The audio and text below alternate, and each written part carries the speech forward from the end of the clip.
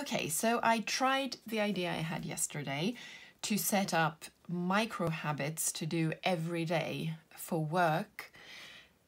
Tiny steps that I can take on big nebulous projects.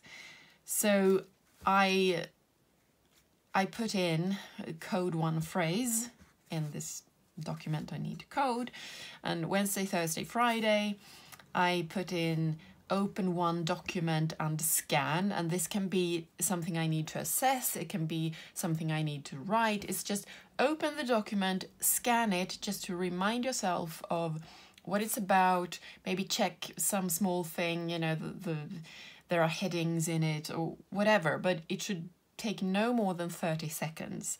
But it's something I need to do every day because, well, my work involves a lot of documents, and just keeping them fresh, just opening them and scanning them actually helps to, I don't know, feel on top of things, feel inspired even, because if I open a document that involves something I need to write or tweak or assess, just having that visual memory the rest of the day sort of, I don't know, it puts me in that mind space where I maybe get new ideas while I'm washing the dishes, or I suddenly feel like, you know, I actually want to do this because I saw something that I need to change.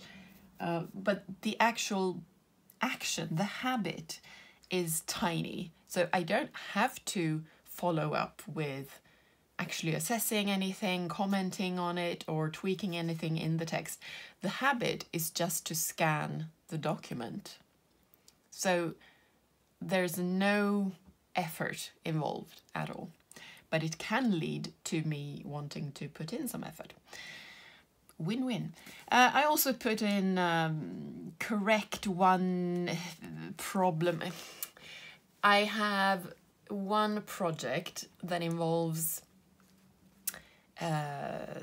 developing documents to become more accessible, like for screen readers and stuff, for blind people, and just make them easier to read, to listen to, and so on. So there's this website where I have all these documents, and the website tells me what the problems are, so I can go in and just change one thing that the website tells me to change, and that is it doesn't take very long, so it's a good micro habit as well, just to do it once a day. Go to that website and check and change one thing.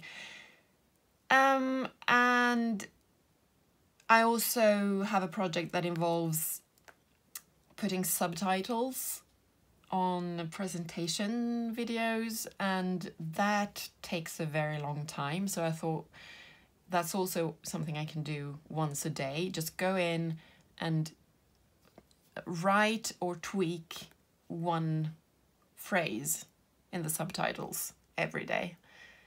And if I continue and do some more, that's fine, you know. But all of these are tiny habits, but I do them every day.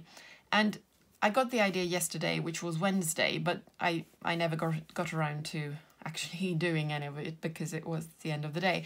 So today is Thursday, and Thursday is green. So I did both Wednesday and Thursday on these two habits, as you can see that I filled them in.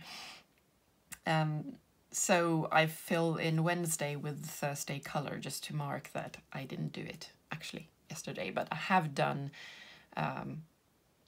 you know, I've caught up, as it were. And what I noticed was, you know, the big benefit was that I had a meeting this morning, and I sat at the computer, and it was like I had 3 minutes before the meeting, and I did all of these. I could fill in 4 boxes. 3 minutes. and it feels so good. I mean, I used that time, which otherwise I would just have, I don't know, checked my email, which is fine as well, but this brought me one step closer to a goal instead of just reacting to something that's in my inbox. This is more like a planned step in a project or several projects that I care about. So I really think I'm onto something. So I just wanted to come in and say that I recommend this, I guess. And update. I forgot to do them. I had 2 more habits to do, micro habits at work, and I have now stopped working, and I just realized that I never looked at this spread, because the whole afternoon I could do whatever I wanted. I didn't have any meetings after 1:30, so I decided to write, continue writing an article that I'm working on. So I just worked spontaneously and intuitively on that, and I didn't do this. So the question is this table or this list, this tracker, in the wrong place? Should I put it on the weekly so that I see it when I'm there? Because there is no room in the home tracker, and I don't want to mix home with work, so yeah, I need to have a think. So that's me reporting back and telling you this didn't work out the way I meant it to, but tomorrow, on Friday, I can do these habits 3 times, and then I will be able to fill them in. But still needs tweaking. Oh, and I do want to add that part of the point of my tracker system is to be able to take truancy days, or to have truancy days when I don't do any habits if I don't feel like it. As you can see, I've filled in, for example, this one, the voice memos in my home tracker. I have filled in all these boxes with blue, which is Tuesday's color. So I sort of picked up the slack on Tuesday because I hadn't done this habit for 3 days. And here there are a few red boxes and orange boxes. So I do like the freedom of saying fuck it on some days and just not do what I'm told. And I think I need to treat the work habit tracker, the same way, that, you know, okay, I didn't do them, but I can compensate for that on another day. Because if you force yourself to do every single habit every single day, it feels like a prison. Or, I don't know, am I the only one? I need to have that leeway of taking a personal day and just ignoring all my to-dos, you know, when I can, to have that flexibility. So that's my tip for the day, to allow yourself truancy and then actually mark when you do extra much on a day. And one final thing about my trackers that is really important, and that's the element of choice. That most of my habits are just an area, like, as I've said earlier, dust.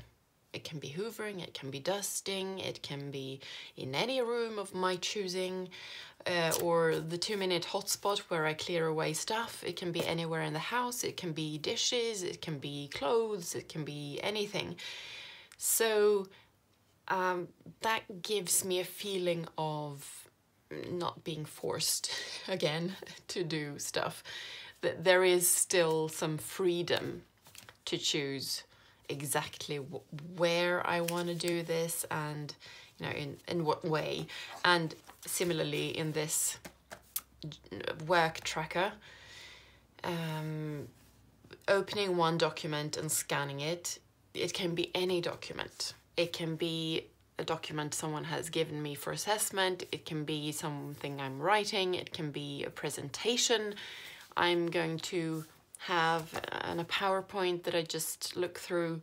And yeah, I mean, these videos, I guess, are most useful for people who are like me, that is, extroverted intuition users who tend to balk at too rigid rules and structures that need just this room to breathe and make your own choices.